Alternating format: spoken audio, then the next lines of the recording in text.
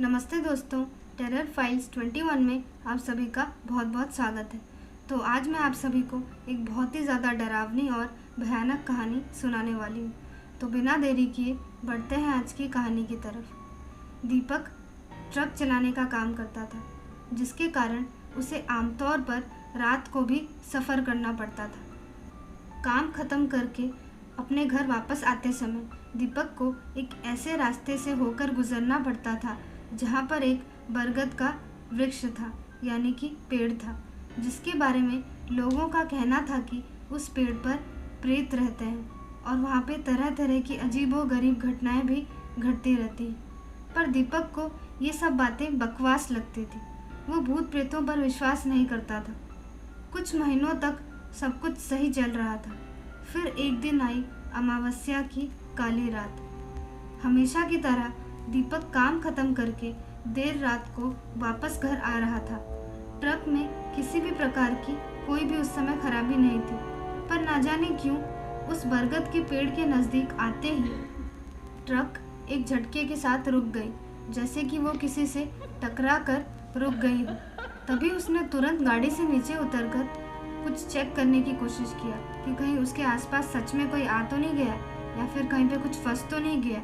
तभी उसका ध्यान उसी बरगद के पेड़ के तरफ गया और उसे अचानक से वो सभी डरावनी बातें याद आने लगी जो लोग अक्सर उस बरगद के पेड़ के बारे में किया करते थे। अब उसे डर का एहसास होने लगा था। तभी वो वापस ट्रक की तरफ जाने के लिए मुड़ा ही था कि उसे ऐसे लगा जैसे कि किसी ने उसे आवाज़ दी हो। दीपक, अपना नाम सुनकर वो डरते हुए पीछे मुड़ा, पर वहाँ कोई भी नहीं था। वो डर के मारे एकदम पसीने से भीग चुका था और तुरंत ट्रक स्टार्ट करके जैसे तैसे करके अपने घर पहुँच गया। पर घर पहुँचते ही वो बिना किसी को कुछ बताए चुपचाप सीधे अपने कमरे में जाकर सो गया। अगली सुबह जब दीपक के घर वालों ने ये देखा कि सुबह के 10 बज जाने के बावजूद भी वो अब तक अपने रूम से बाहर नहीं निकला है, तो उन सबको बहुत ज़्यादा उसकी चिंता होने लगी। उन्होंने तुरंत उसके कमरे में जाकर देखा तो पाया कि वो चुपचाप एक कोने में बैठा हुआ था। उसका चेहरा एकदम मुरझाया हुआ सा और डरावना सा दिख रहा था। ऐसा लग रहा था जैसे कि उसने पता नहीं कितने दिनों से कुछ खाया पिया ही ना हो। वो किसी से भी कुछ बात नहीं कर रहा था, एकदम चुपचाप बैठा हुआ था। कभी भी वो बिना वजह हंसता था तो कभी रोने लग जाता था। उसने एकदम से बाहर जाना भी बंद कर दिया था। दीपक के घर वालों की जान पहचान एक ऐसे व्यक्ति से थी जिन्हें इन सब के बारे में यानी प्रेत बाधा के बारे में पता था और वो इसका निवारण भी जानते थे, यानी कि किस तरीके से इससे हमें मुक्ति मिल सकती है।